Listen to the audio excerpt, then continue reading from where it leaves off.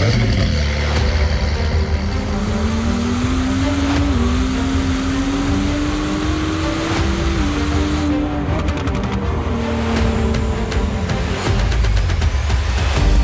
is Hard Parking, sponsored by Right Honda and Right Toyota out of Scottsdale, Arizona. I'm your host, Jhae Pfenning, recording from my home studio in Gilbert, Arizona.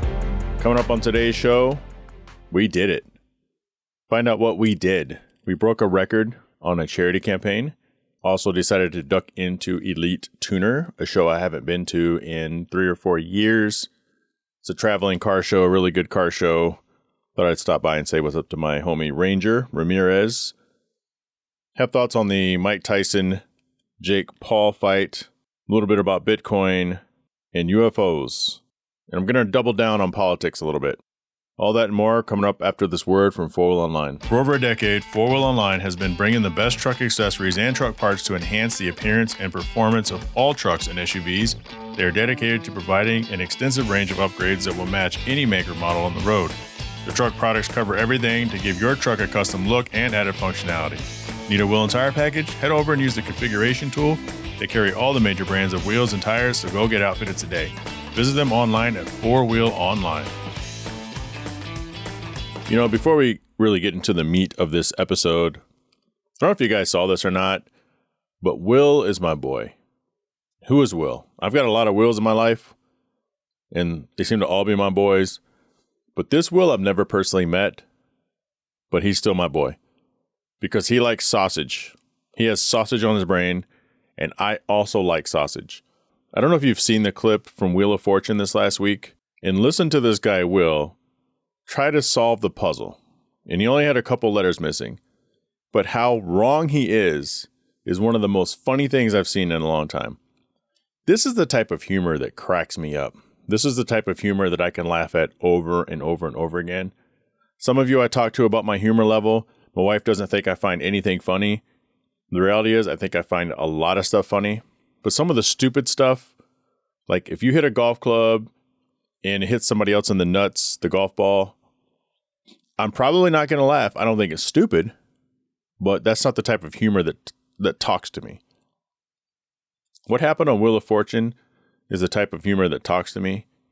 And unlike most people, I will laugh my ass off for a long time over this thing. But listen to him solve the puzzle and then listen to the actual correct answer. I'd like to buy a U. Well, you're going to get 3 U's. I'd like to solve the puzzle. Okay, well, let's hear it. Treat yourself a round of sausage. No. I'm sorry, that's not it. Over to Katina. I would like to solve. Okay. Give yourself a round of applause. Yeah, that's it. Treat yourself a round of sausage? That's not even a complete sentence. Treat yourself a round of sausage. When the correct answer is give yourself a round of applause.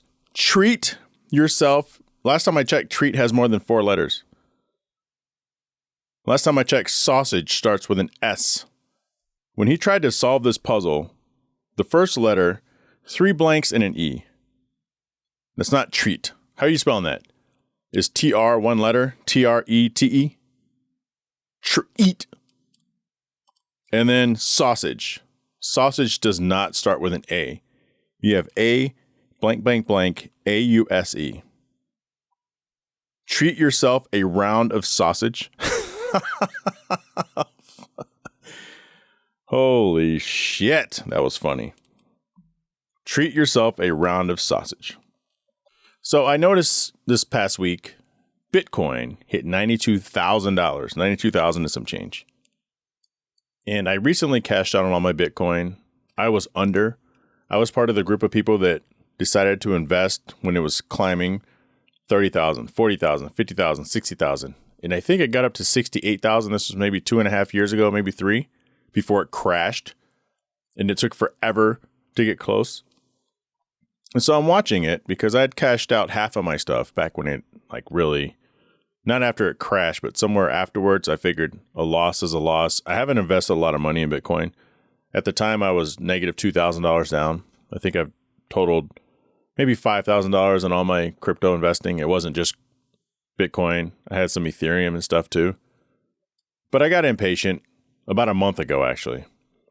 And so I've been watching it, and I wanted to minimize my loss. And so when I got to the point where I've lost a total of $1,200, I decided to cash it out.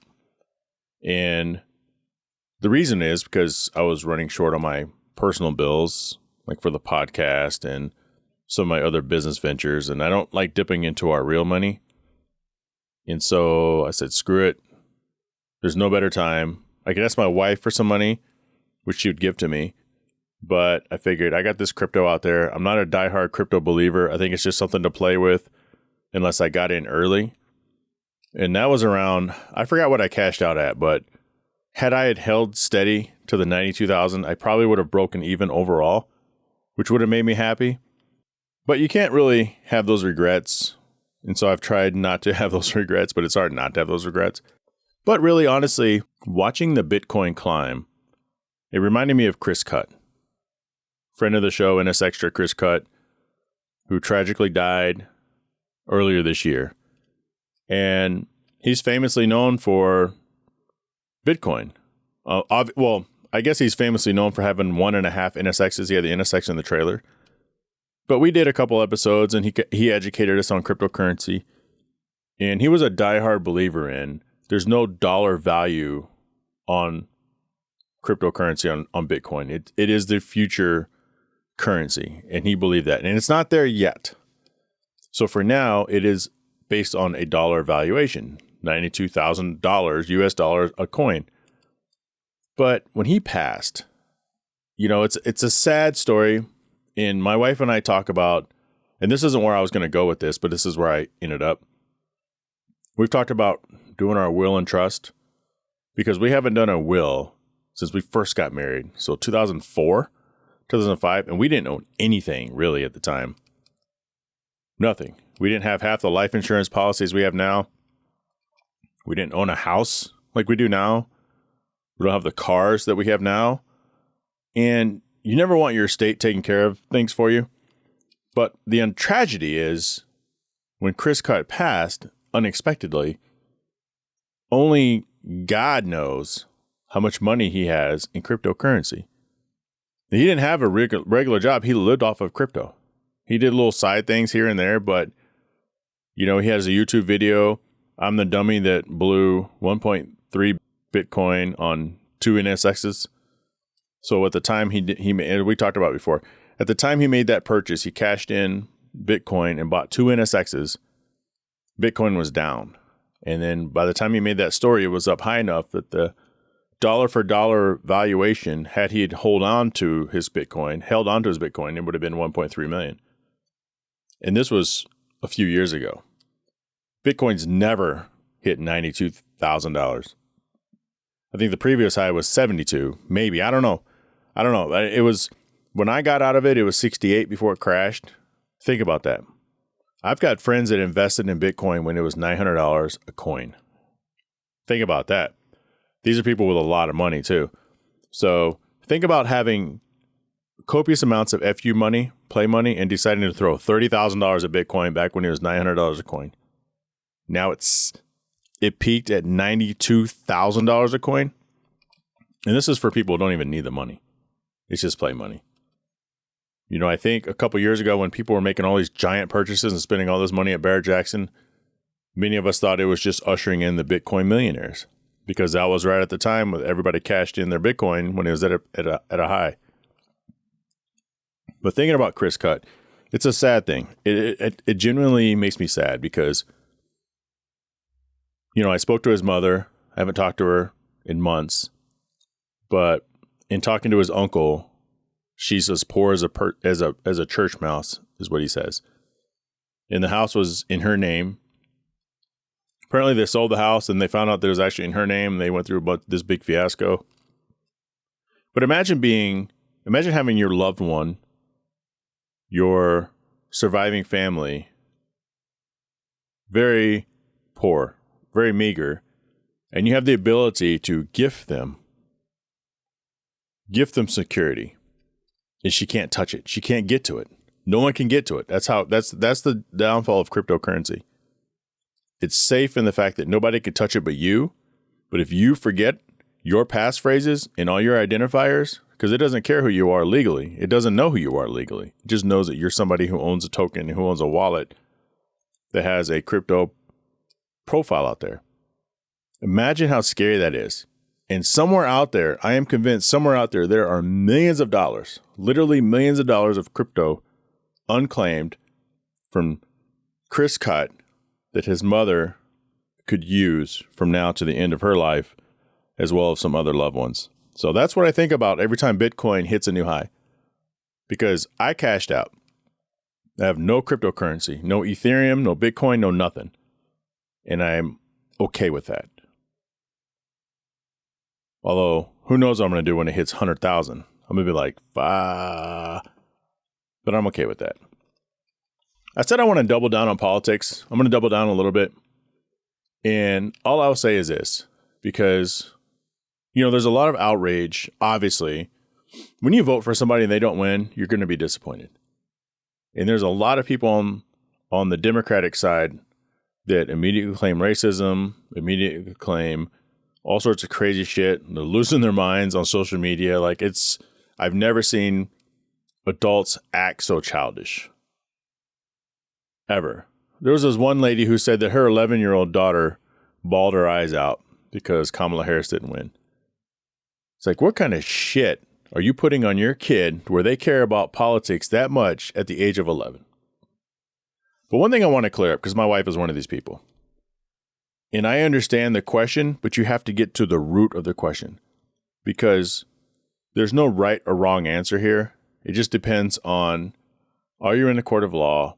How much of an asshole do you want to be? How much do you want to ignore the facts of the matter? And that could go either way. So it's easy for people to say, how can you vote for somebody who's a convicted felon? I can't get a job at McDonald's if I'm a felon. I can't get a job here if I'm a felon. I go, yeah, I get that. But it's not a federal reason not to get a job. It's up to each individual employer on if they want to hire a convicted felon. And I think it sucks that if you have a felony, no matter what your felony is, that you can't get jobs. There's things you just can't get. There's applications you can't fill out for jobs, I don't know about cars, but I know housing. We had Tucson Speed on here about 1.5 years, 2 years ago. And he's one of those rare multiple felon success stories that has turned his life around and is having buku amounts of success down in Tucson, Arizona. But let's take a step back with this whole Donald Trump is a felon, a rapist. First off, he's never been convicted of rape. There was that lady who said he did it 30 years ago, and that's already been thrown out because she's full of shit. He should sue her ass for lying. Apparently that's what she does. And what he got found guilty of was I forgot the exact charge, criminal mischief, or in the way he handled the case. It wasn't the actual act itself. It may have been the public smear campaign after the fact, some sort of a criminal negligence. But that's not rape. So first and foremost, that's a lot of misinformation out there. But let's take a look at his felonies, okay? And I'm not defending Donald Trump. I keep telling people that shit. I'm not defending Donald Trump. But I'm defending rational thought. I'm defending lawfare. I'm defending the fact that the people on the Kamala Harris side, it's well, he gets elected, he's going to use the government to go after his political enemies. Yeah, exactly what they've been doing to him this entire time. And the American people finally realized it. It's called lawfare. When you use the court system to vet your political enemy, it's called lawfare. Things that people get sentenced for or convicted for that normal people never in a million years, the cases never even make it to court. Lawfare. So let's break down his 34 felonies. Okay. So there's the whole thing where he may have had sex with Stormy Daniels, a porn star, an old school porn star. I don't think it's a crime to have sex with a porn star. But the crime came when he offered to pay her hush money. And so what happened with the hush money case is he ended up breaking her off 11 checks, 11 separate checks, I think of $8,000 each or something like that. Each check had its own felony, and each check had 3 different infractions. So that's 3 felonies per check, per 11 checks. That's 33 felonies for 11 checks paying somebody off hush money. Which, by the way, hush money means you can't talk about it, yet she still talked about it. So that should be a case. The last one of those 34 felonies, number felony 34, was adding all that to the actual ledger, the bookkeeping. The bookkeeping ledger said, all right, Stormy Daniels, X amount of money. That ledger entry was a felony. So when knowing all that, because most of you have no idea what the 34 felonies were, again, there were 11 checks written to the same person, and each check carried 3 charges. That's lawfare. No one in the history of law, criminal, has ever been convicted, has ever even had that brought up. Ever. Except for Donald Trump. Because they didn't want him running for president. It was a Biden thing. I don't want to say anything bad about Biden. I'm not the person that likes to disrespect our presidents, regardless of who our president is. But that's the 34 felonies. So in understanding that, because most of you listening have no idea that's what the 34 felonies actually are, it's a white collar crime. It's not a felony it's not a bank robbery. It's not a criminal felony. It's not an assault felony. It's not felony possession. It's not felony with a firearm. It's a white collar felony. Again, each check carried 3 felonies. So think about that next time you say, oh, he's a convicted felon. You want to convict a felon running the United States? Because that's kind of bullshit. But on the opposite end, I understand by the letter of the law, he's still a convicted felon. So you can easily say, I got a convicted felon running the United States. I get it. I can't argue with that. I would just say sit back and listen to what the felony is and decide for yourself if it's bullshit. And at the end of the day, he's not going to spend any time. The judge, Merchan or whatever his name is, postpone it until after this next presidential cycle. So you're not even going to get a ruling until 2028, if you ever get it. That's how ridiculous it is. If it was serious, he'd already be in jail. Of course, that could always change. So that's my double down on politics. I want to talk about the Mike Tyson-Jake Paul fight. I think all of us assumed it was fixed in some way, shape, or form. And the undercards, except for the very first one, the first fight was super weird. But the second fight, the guys going the distance, and the third fight, the girls beating the shit out of each other. That was, I don't want to say it's entertaining, because it's hard to say it's entertaining to watch somebody's eye basically get popped out of their face. But it was much more exciting than the first fight. And then you get the title card, right? Jake Paul, Mike Tyson. We all felt it was fixed. I'm not going to say it was fixed as much as there was an agreement made. And you could tell watching it. It's a big payday for both people. And there were times in that fight where Tyson probably could have knocked Jake Paul out. He hit him really hard with a left. He hit him really hard with a right when he was stunned. And Tyson kind of shuffled toward him, but he didn't throw any punches. And after 3 or 4 rounds, you could see Tyson's legs were weak. He had posted on social media that, because remember, this fight got postponed because of health issues for Tyson. But he had posted that in June, he was in the hospital and he had 8 blood transfusions. He lost 25 pounds in the hospital and he already had a knee injury. So it took him that long to even get back to this fighting. But every time you saw him sparring with nobody, looking all fast, it's like, okay, well, you're not fighting. And to his point, he even said, everybody has a plan until they get punched in the mouth. And you're fighting somebody who's less than half your age. And regardless of Mike Tyson's 58, Jake Paul can hit harder. He's younger. He's stronger. And so Paul hit him with a couple shots. Tyson hit Paul with a couple shots. And you could tell from that point on, it was just a sparring match. Neither was trying to knock the other person out. Jake Paul obviously, kind of let up on Tyson. You can see where Tyson, there were times where he couldn't really protect himself. And it was a friend fighting a friend. It was all respect. They both got paid. I know it kind of sucks for us, the viewer, because the reality is everybody wanted Tyson to knock Paul out. That was the reality of people's desires. But the ultimate reality is, Jake Paul was going to win that fight, whether it's by decision or a knockout. And I told people, if I had to put money on it, I would totally put money on Jake Paul winning the fight. Although secretly, it's not even a secret, I would love for Mike Tyson to knock his ass out. I wish Mike Tyson would have fought him 3 or 4 years ago when Paul initially issued the challenge. Different Mike Tyson 3 or 4 years ago. Still not the same Mike Tyson, but also different Jake Paul. But I think we can all assume that would have been the end of the road for him. So the aliens were in the news. I would say the alien. So the congressional hearing on UAPs, which is unidentified anomalous phenomenon, is what they call it. Unidentified anomalous phenomenon. Basically what we call unidentified flying objects, UFOs. I don't know. Apparently they're real and aliens are real, but to what extent? Like, it's no surprise to me. I've talked to my friend Dennis about it, and we're supposed to talk about it on this podcast. If this were the year 2000, if this were the 1990s where nothing else was going on and nothing was believable, this would be such a huge story. But I don't think people care anymore. I think you hear that there's aliens, you're like, I knew it. Or you're still in denial. For me, I never really doubted it. I thought, sure, there's no way we're the only people in the universe. It would be narcissistic to think we're the only smart beings in the known universe. The universe is huge. We are but a speck in a galaxy, the Milky Way. And that's one of infinite amount of galaxies.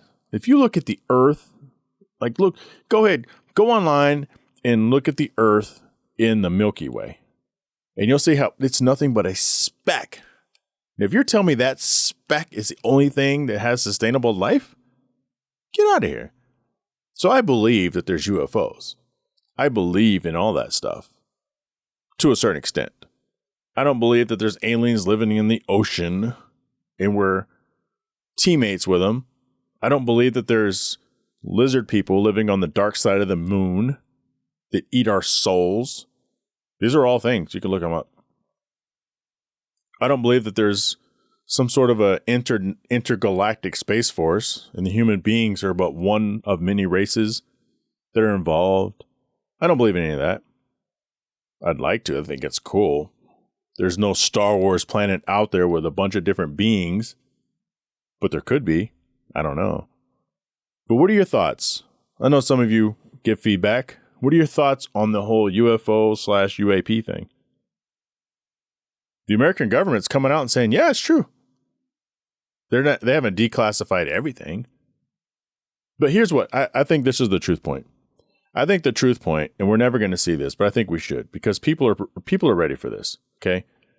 I think the truth point is they need to bring in front of the House Oversight Committee, in front of Congress, bodies, real bodies that they've been hiding at Area 51.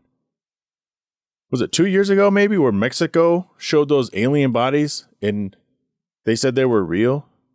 Some people said they were. Some people said they weren't.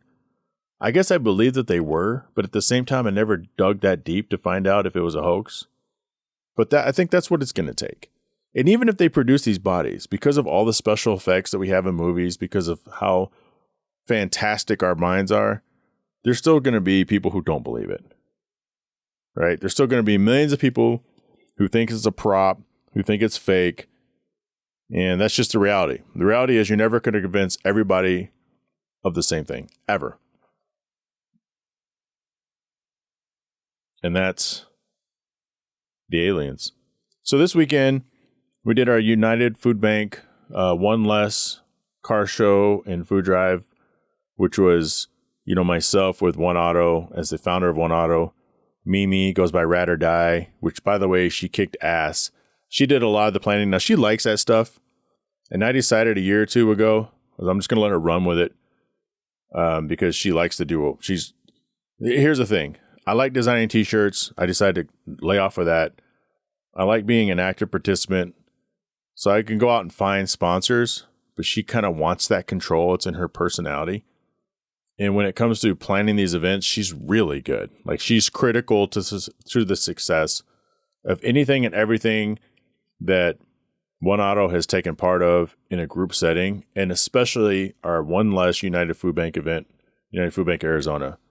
I'm going to give her a lot of the credit. Obviously, I bring One Auto, and she was part of our council, but it would never be as successful as it is without Mimi, aka Rad or Die Events, taking such a big role in it. So major shout out to her for that. But we did it.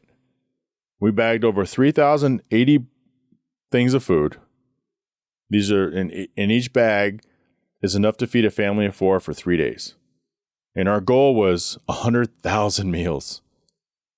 I think last year we did like 30,000 meals, which I think was a record going all the way back to 2019.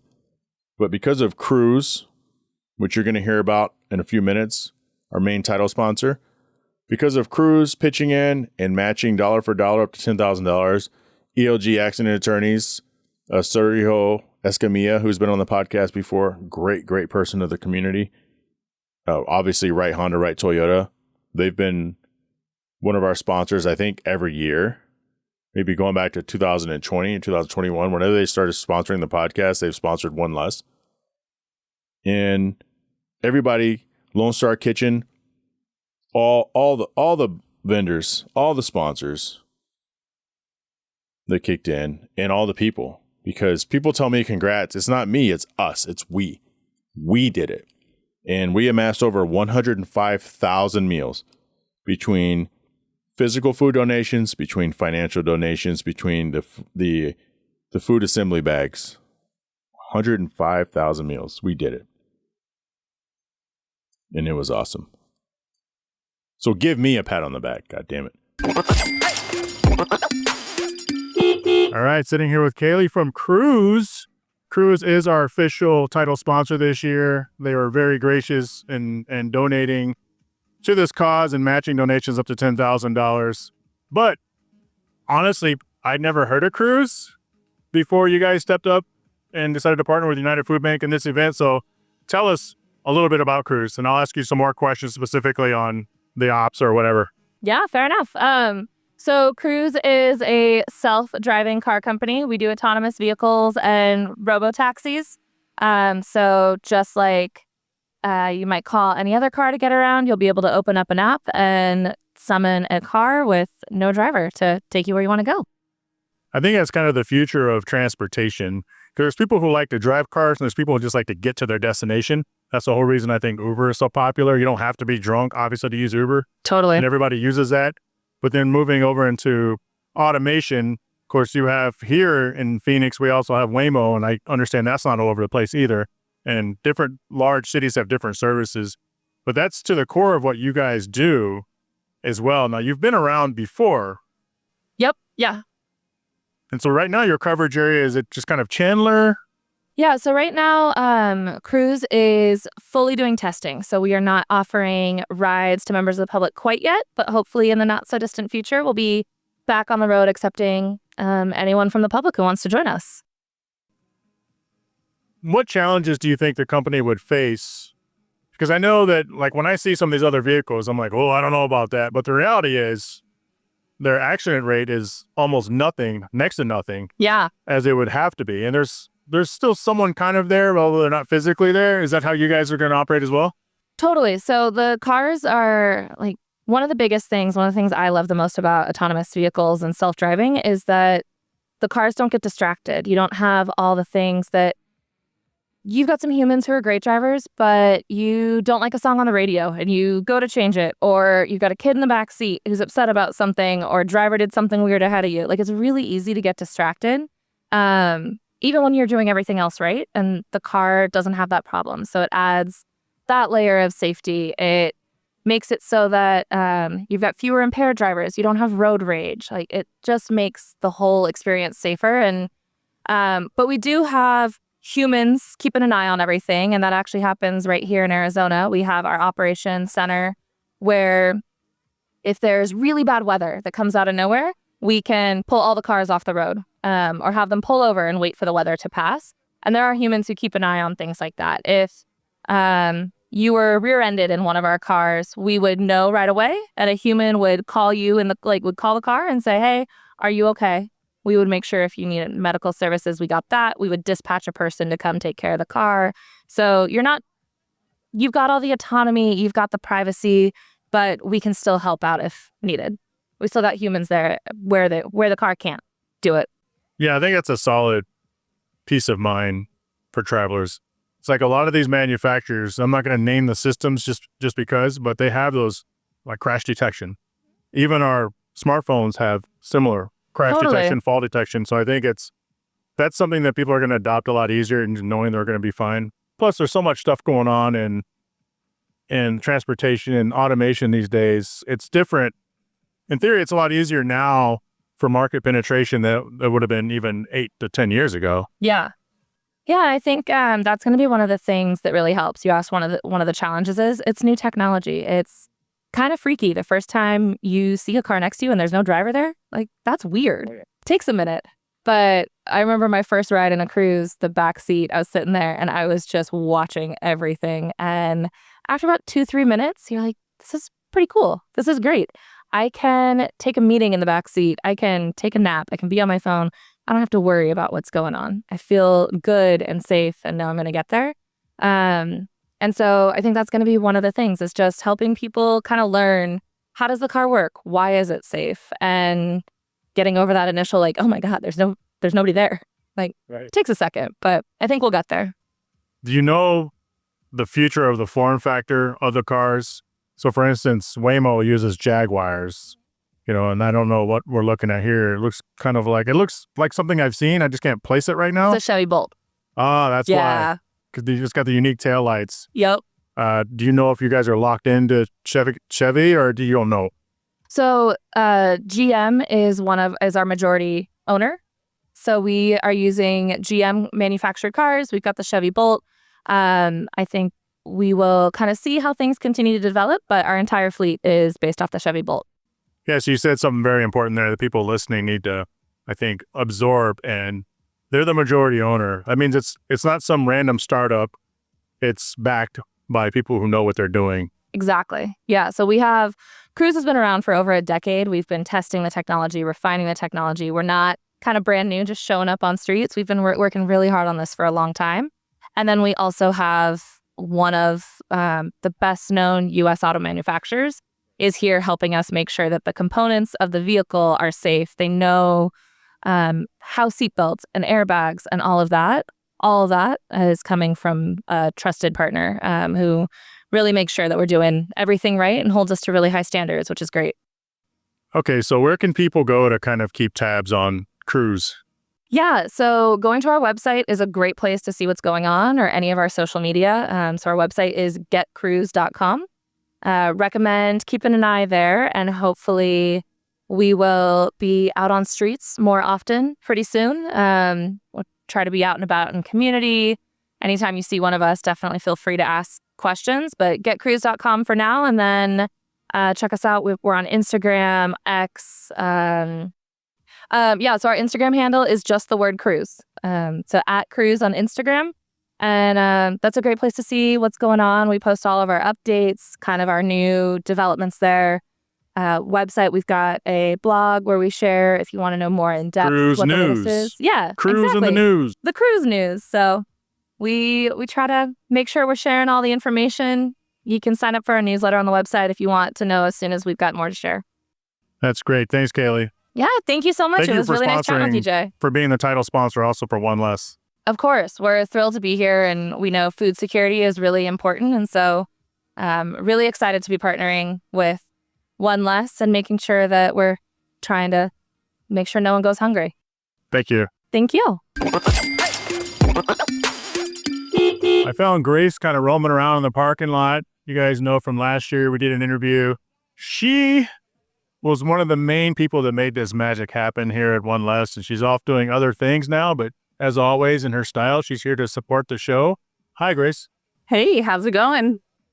Good. So tell us what you're doing now and tell us about your exciting event coming up soon. Tell us all about it. Yeah, so I took a leap of faith and I started my own nonprofit called Becoming Grace Foundation, and we're focused on helping women and children in domestic abuse.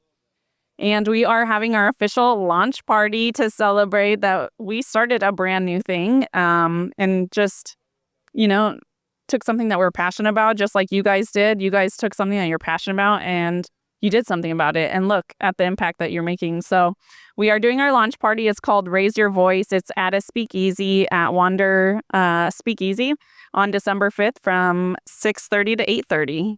And tell us about what you've built. Tell us the why The why, so and the who. So we focus on women and children. I recognize that, men also get abused too, but it's just in my heart to help the women and children. I started this. It's a little complicated, but basically it started 4 years ago with dreams, and I dreamed of helping women, hide them in a home. I open up the door and there's a whole line of women waiting. I dreamed of saving kids from sex trafficking, which I think we'll eventually get into that. And, lo and behold, the year that we established this, 2024, it's Wait, a hold on. huge... So you're going to eventually get into sex trapficking or helping kids? I think we're going to get into... No, I think we're going to get into helping child trafficking, child sex trafficking. We want to save the children. We want to save the women, That's really our focus. But we're starting off with... financial aid to help prevent homelessness, help prevent the need for food. And so, we offer financial aid. And then also we're going to be doing healing and educational workshops for women. So bringing community together and holistic healing. And all this is funded primarily through donations, I would imagine, right? Because it's got to be very expensive to run this type of thing. Absolutely. So, yeah, I was super blessed when my dad passed away. There was some funds left over that we were able to start this and get the seed funding, but fantastic. We need those funds. Right, the seed's just the seed. You need the dollar bill water to make that plant grow, right? Exactly. Yeah, we're looking for the long term and sustainability. Ultimately, what's your outlook for this? What's your forecast for what you're building? So you can look back one day and what? Like, where do you think you're going to gauge that success? I would love for this to be national. I want to be able to have different chapters in different states and around the world. I would love it. That would be like the big picture. Right now, we're focused on piloting our programs in Arizona, and we have helped, some women in other states through financial aid, but I would just love to have a community, basically grow a community of survivors that can support each other and learn from each other and heal, so that they can have a beautiful life and a new family and a future to look forward to and not feel so alone. I think the hardest part is a lot of people commit suicide. They get, there's homicide, and we want to prevent that, because if you can be around community, you can get through anything. Community is everything. It is. So how can people kind of track your journey Yeah. and the journey of the foundation? Well, you can follow us on social media, on Instagram, Facebook, Becoming Grace Foundation. You can also visit our website, becominggracefoundation.org. You can sign up for our newsletters, share our posts. And if you have a company that, would love to partner with us, we do commercials. We can do events just like this, One Less Car Show. There's so many creative ways that we can partner. And also, you can just make a donation, right? ComingGraceFoundation.org. You can just donate. Here, come with a donation receipt. Yeah. Perfect. 501c3, so you will get that tax credit. Well, it's great to see you again. I do plan on coming by your big event on December 5th, and major props for doing that. It's very difficult to kind of step up and be that next level for people. Thank you. You're really good at it. Aw, thank you so much. I appreciate it. I mentioned in the beginning that I stopped by Elite Tuner. There's so many things going on, and I don't know if it's a result of dealing with NSXTRA, being my first year as president of the club, dealing with all that stuff. But there's only a few events a year that I try to make it to, and Elite Tuner just crept up. I swear before it was in December. I want to say like December 10th or December 11th or something like that. But this year it was Sunday, November 17th, right after our United Food Bank, which is Saturday, December 16th. And so yesterday, I'm on social media on the One Auto account, and I'm reading the notes, the DMs. I go, holy crap, Elite Tuner is tomorrow, which is today. And I wasn't going to go out there because it's an hour drive for me. But I saw it was from 12 to 5. I haven't seen Ranger, which is the owner of Elite Tuner, in a few years. We've had phone conversations in the past. He's actually been on the podcast. Last time I was at Elite Tuner, I had the big setup and we recorded there. And I know he wanted to see the Type S. And so I decided today, while Yvette was out doing other deals, that I would just drive out there. So I drove out there and said, what's up to the fellas? And I just planned to show up, leave my car in the parking lot, and just kind of walk around for like an hour or two and then leave. Of course, Ranger's like, where's the NSX? Did you bring it? I go, yeah, it's here, but I'm just spectating today. I'm not in the show. Bring it in here. I go, well, I don't really want to bring it in here because I don't want to be that guy. I don't want to be that guy who just shows up with his car late and then leaves early. There's nothing worse than signing up for a car show and just leaving early unless you have a real reason why. Because you owe it to the organizer to stay. And if you leave, other people want to leave. But anyway, he convinced me to bring my car in. And of course, he put me right in front of the stage, which is cool. But there was a lot of beautiful cars out there, you know, and I was talking to a few people and I'm thinking back when I used to do shows with the old NSX, and I had a lot of cool stuff done to it. I don't want to sell myself short, but there's so many things that people do to their cars, whether it's the wrap, whether it's the interior, all the carbon fiber, the stance with this, which is the suspension, the doors, the paint. There's so many things people do to their car. And I always had kind of, I wouldn't call it survivor's guilt because nobody died, but sometimes you get winner's guilt when you look around at all the other cars and you've won an award and they haven't.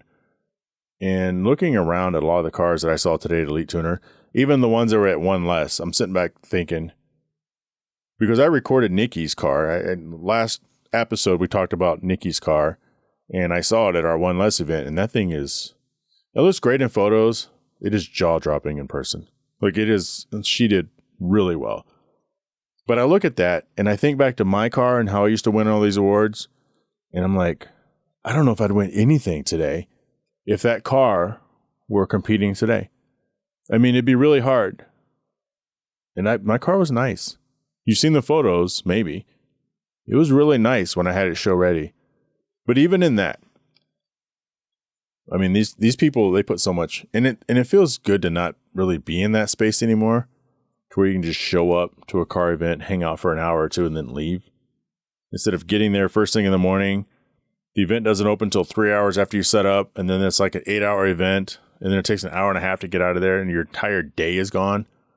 But the way Ranger and Elite Tuner did it, the show was only from 12 to 5. The people who were showing probably had to be there at 10 o'clock, maybe 9. But even 9 to 5 isn't bad. Because I'm used to, you have to be there at 7:30 in the morning or 8 o'clock. Okay, you're at the 8 o'clock. Okay, the show isn't over till 10. You're like, you know, your whole day is gone. But yeah, but it was good to kind of go in there and hang out and check out. I've uploaded some photos to social media. So with that being said, I want to thank Wright Honda and Wright Toyota of Huntington Beach, Claremont Toyota, and Gardenia Honda, 4wheelonline.com, Cell Shop Wireless Services, Auto Cannon officially licensed Honda and Acura gear. Can't forget Patreon Business Supporter, Automotive Specialty Tool of Owings Mills, Maryland, Kuya Automotive out of Winter Garden, Florida, Pell Construction out of Conroe, Michigan, Beak House Small Home Design out of Ashburn, Virginia, and Traverse City, Michigan, Shaping Success with West Tankersley out of Boise, Idaho.